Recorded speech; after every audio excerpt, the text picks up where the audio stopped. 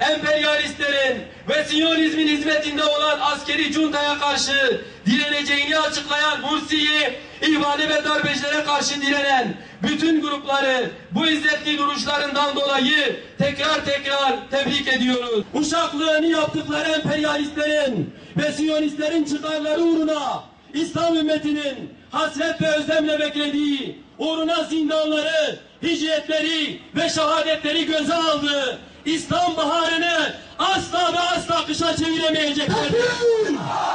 Tekbir! Tekbir! Müslüman uyuma, kardeşine sahip çık. Müslüman uyuma, kardeşine sahip çık. Müslüman uyuma, kardeşine sahip çık. İhvana selam, direnişe devam. Tekbir!